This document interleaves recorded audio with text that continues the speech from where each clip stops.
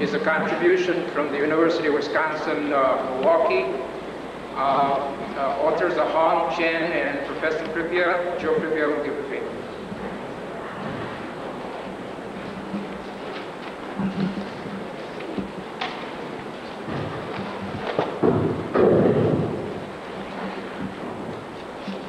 In fact, I was not supposed to talk, but the young Hong to present his graduating seminar last week, and he didn't have enough time to prepare his paper, so he asked me to do it. This study is a part of a sample of study that we are carrying on the nature of the acidity and the origin of, especially the origin of pyrrhusite in zeolite, alumina, and manganese. What is part of the story is studying model reaction and correlating these kinetics, I can say, of this model reaction to the characterization of the solid by different chemical technique in the order to correlate or correlate surface properties to activity and selectivity of reaction. So the reaction studied here in this project, this Bartelsworth project, is the isomerization of xylene in meta-xylene. Then the transformation of the xylene in trimethylbenzene, and finally, unfortunately, trimethylbenzene polymerized, of course, you get this yellow polymer catalyst, and this, I'm going to call that a condensation reaction, which is, of course, the precursor of the coke that you will ultimately obtain. The reaction temperature for this study was 150 degrees centigrade. Below this implementation is a recirculation reactor. The analysis were performed by gas chromatograph. The result will be expressed as initial rates of the reaction, which will be the sum of the isomerization initial rate and the initial rate of disproportionation. And whereas the selectivity is going to be described as the ratio of initial rate versus of isomerization over the sum of the initial rates obtained for the three different reactions occurring in the catalyst. So that's the way the result will be expressed. Now, in this case, the materials the starting material is mordenite obtained by solar exchange of sodium by ammonium, and then thermoactivation of steaming. Thermoactivation, the temperature between 500 and 800, and steaming for 1 hour. Thermoactivation was for 2 hours, my calculation is correct. Steaming was for 1 hour at 500, 600. And in that case, because the surface area is a piece of very appreciably, it was no larger than 150 square meters per gram. The product was washed by HCl in order to produce what we call the VG5, which has a surface area very similar to the surface area for all the other catalysts that weighs about 400 square meters per gram. For them, for the same specific surface area, almost similar core volume, amazingly enough. Now, the further characterization of the solids are obtained from XRD, aluminum 27, silicon 29 NMR, nitrogen absorption and dissolved terms. And previously, I will recall these results by some EPR experiments. The reason why we took the mordenite is that mordenite, apparently, from the experience that we had with different zeolites, seems to contain the strongest Lewis side reported in the alienated zeolite. And I will illustrate that by showing you few results which have been already published in Vermont Physical Chemistry. I present material here, forget about that, that was a while ago. Here's the mordenite. And here's the mordenite in the state in which it was used. And you can even have here the different parameters which are obtained from either the silicon or aluminum NMR, that's of course aluminum NMR. And as you can see, you have not only the tetrahedral aluminum, but you have extra-ferric aluminum in which you have the 6, 5, and 4 coordination. The aluminum 4 of the non-ferric aluminum is here below, like I say, or behind. And this line due to the ferric aluminum tetrahedral. Okay, these are the results which were published. And interesting, what is interesting is to see the electron acceptor property of such a solid, and that was done by using, in that case, aniline. And we observed with aniline the formation of a radical cation, which was characteristic of the aniline. And more interesting, perhaps still, was that after absorption of aniline, when the Lewis side has taken electrons from the aniline, exposure to oxygen produced a very characteristic spectrum due to O2 minus, very analogous to the spectrum which had been described by Lunsford many years ago after irradiation of the Weiser light by gamma radiation and exposure to oxygen. In this case, this O2 minus has a fine splitting, which is quite characteristic. It contains 6 lines and shows that the O2 minus is in interaction with aluminum. The spin of aluminum, the spin of aluminum is 5 So this shows that it's a quite strong electron acceptor, and that's the reason why we wanted to study more in detail these mordenite. And I will first present here the result of the aluminum NMR and silicon NMR, the result silicon NMR is summarized by the ratio silicon over aluminum, which is, as we understood, as silicon over aluminum in the framework. These are for the steam xylene, steam mordenite at 500, 600, and treatment with HCl for the VG5. Remember what I have to say in this aspect. As you can see after treatment at 500, you have extra-ferric aluminum, but not very much. You have already the beginning of the peak here, which is the peak of AL5. Here this peak is this is the drop. And this is, of course, the 6-4-coordinate aluminum, and the 5-4-coordinate is there. The 4-4-coordinate of non-ferric aluminum is here below. Again, this is for the steam, and these are for the thermally activated mordenite. And as you can see, activation at increasing temperature really changed the picture. Okay, this is after activation at 500, 600, 700, and I've not put the 800 because you cannot, the spectrum is very old, there's no characteristic feature. Now, what is interesting for all these samples here that I am describing is that if you compare that with the X-ray data, you arrive to very curious observations that the X-ray, except for the sample thermally heated at 800, the X-ray diagram remains practically the same, except decrease in the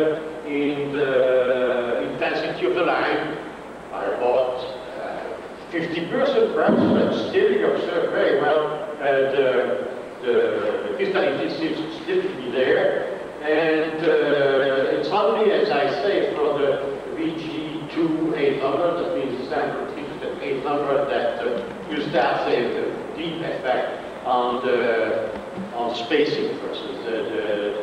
The spectrum is no longer the same. The diffraction spectrum is no longer the same. But even in a case like this, the diffraction pattern, as I say, except for perhaps a decrease of 50% density of speed, still the same.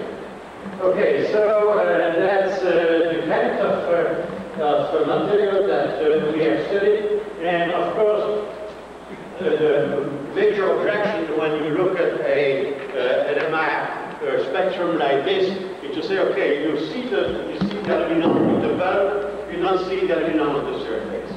And that's the reason we have undertaken a very extensive study of cross-polarization. Cross-polarization of the surface aluminum by both molecules. And in the beginning, and that's what that shows you the result obtained for a Y0 line, and the absorption was absorption of water. So all I want to show here is that the 6-4, 5-4, the 4-4 coordinated aluminum obtained by cross-polarization in its particular stable Y can be perfectly observed in cross-polarization, showing that these species are on the surface in relative proportions which are different, of course, for the proportion that you have in the bulb. If you want to see more about that, I suggest that for you to look at the poster EB90 tomorrow. Okay, so that's just to justify the fact that the bulb NMR, which is of course the easiest technique to use, gives you some clear indication about what you have on the surface, qualitatively at least. Now, some things that in the result I'm going to describe, I will use a way to do it for describing the material which is not usual. And I will represent, I will explain here why I'm using that. Here, what I'm showing here is the ratio aluminum over aluminum per silicon in the framework. So that actually is directly proportional to the Brønsted acidity. Okay, that's the charge. That's the charge of the zero. And here, on this side, you have the approximate ratio of non-framework aluminum to the total. Now, if I am making, there is a linear relationship between both.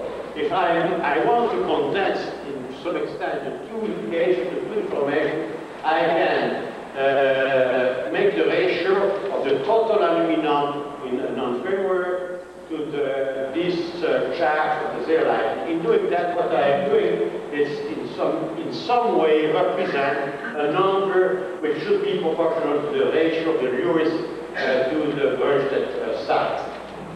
Very approximate. Okay, now what do we observe? First, for the activity. Well, for the activity, I think that the previous speaker this morning and just before this paper here have already indicate similar trend for other life. As you can see here, if I represent the activity, which is the sum of the rate for isomerization and disproportionation, with respect to this ratio of non-framework aluminum over the total charge of the light, something, as I say, this is proportional to the Brønsted acidity. This should be proportional to the Lewis acidity, speaking. You see that there is speaking a decrease, except, and I will not say that this increase is very significant, but you see that the steam sample with this ratio seems at least to have an activity which is not depleted with respect to the activity of the thermally activated sample. And but you see also that as soon as you arrive in the ratio of these, in this range, the activity, the overall activity decrease very rapidly. Now, But this is a story for the activity. Now, what about the selectivity? And I hope that you will be able to read that. What it shows is the selectivity for the different reactions. First, concentrate on the lower part here. That shows the isomerization. There are fluctuations between piezoids. But you see that generally speaking, the isomerization seems also to follow that pattern, which means that you have around this composition, you have a better, higher selectivity for isomerization. Now, if you compare this proportionation here for the thermally activated sample or steam sample is this sample here and this sample here, you see that there is not very much change, particularly except again in this case, generally speaking, the disproportionation over the isomerization doesn't change very much, except that it tends to increase. The disproportionation seems to be favored as you decrease the amount of Broglie, you increase the amount of non-framework aluminum. What is sure and what is extremely remarkable in this picture is that what I call a condensation reaction really goes to a minimum. See, it goes to a minimum in this range of composition.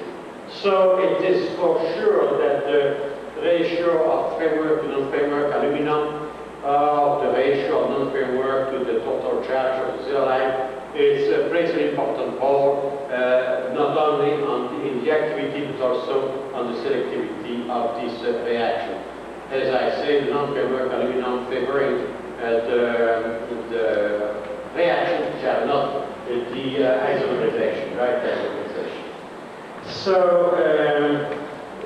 what can we suggest? Well, for the mechanism of this reaction, what has been suggested by Guinet and also supported by Peter Jacobs was that isomerization was initiated by Broglie acid, and he was suggesting this kind of mechanism to explain the isomerization.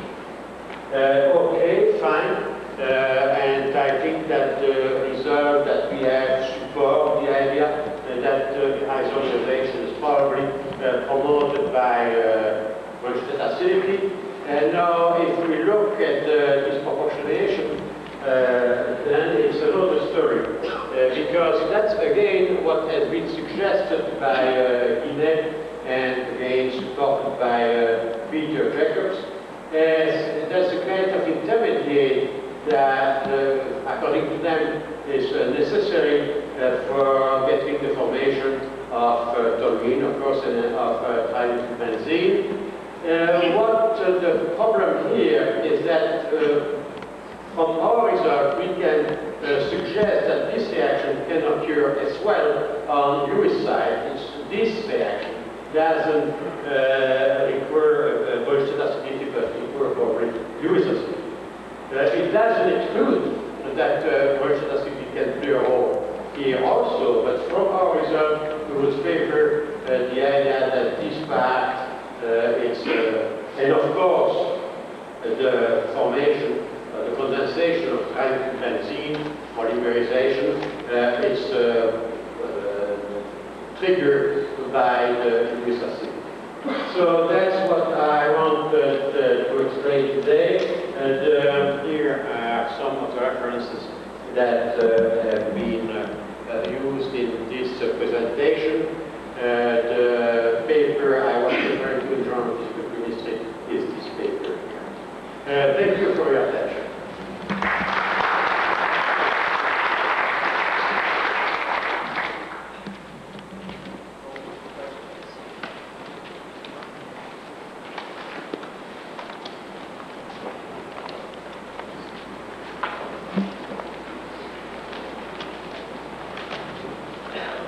Yes, Bob Byron. Professor Fripiat, earlier on in your talk you showed aluminum NMR data or increasingly de-illuminated ordinites, VG numbers. Yeah.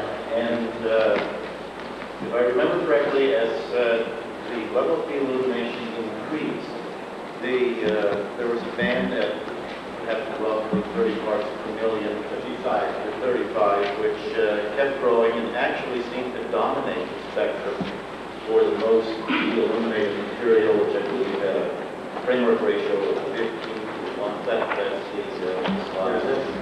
That's the product of thermal activation, that was the product of steaming. All right. Now, and I believe you're interpreting the 35 ppm as a pentacoordinate. A pentacoordinate. Do you have any comment of how that particular species may be related, or is it related to the strong activity? Yeah, in fact, that's what we tried to explain in the poster I was mentioning, the poster PD19. What we have shown recently, and that has been shown by Foster in the laboratory, is that as you get transferred polarization from adsorbed ammonia to aluminum. And that, of course, occurs only for the aluminum which are on the surface. Okay.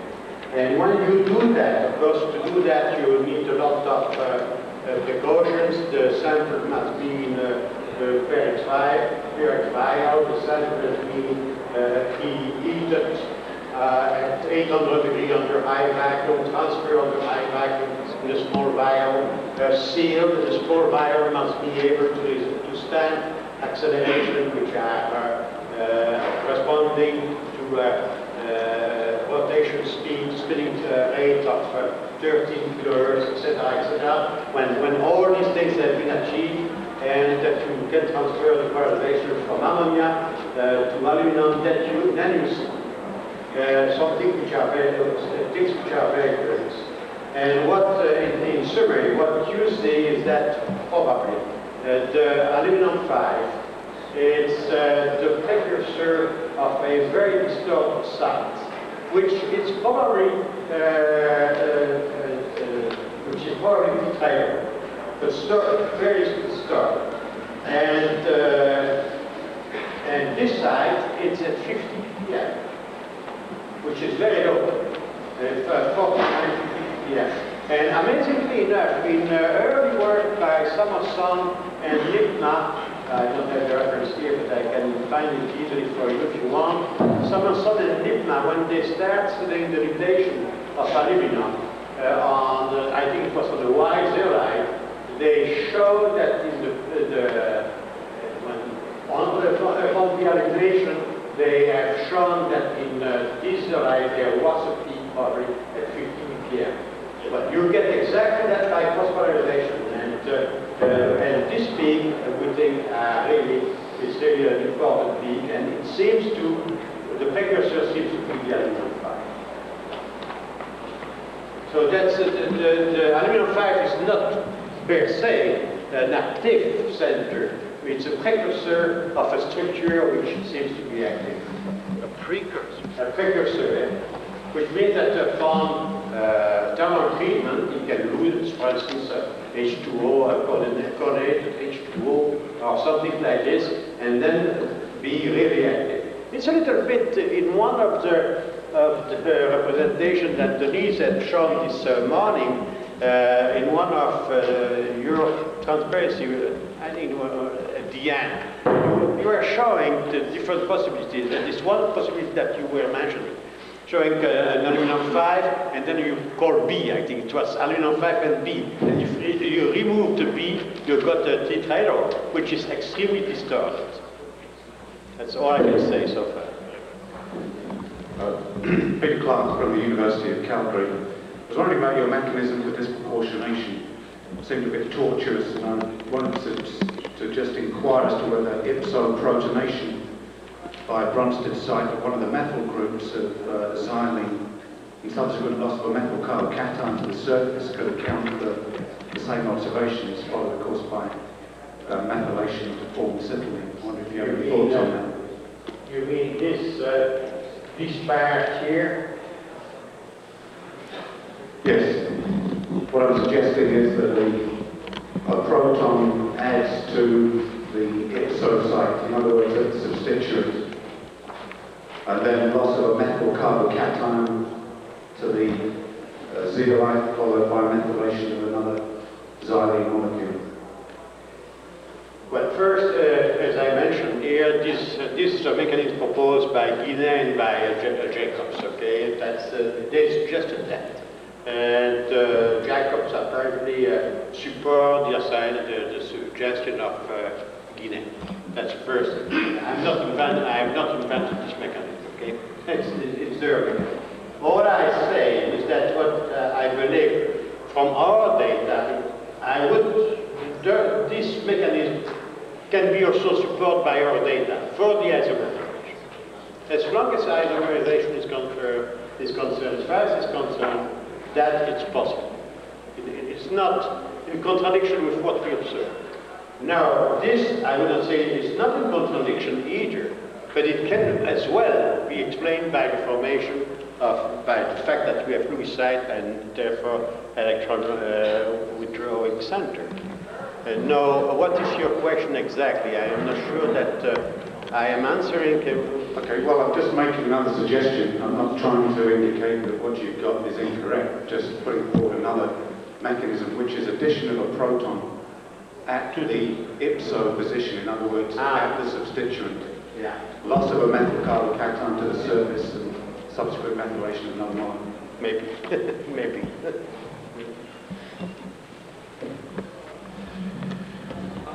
What is the relation between de-illumination, the surface area, and the Bronsted-Lewis ratio? The relation between the... Yeah, on de-illumination, what happens to these properties? Like surface area and... Well, I cannot answer this question in 2 minutes. It would take about an hour. But let's say, very briefly, if you de-illuminate, you decrease the number of points at stack because you remove aluminum from the lattice by definition, and therefore you suppress the oxygen-rich aluminum between aluminum and silicon.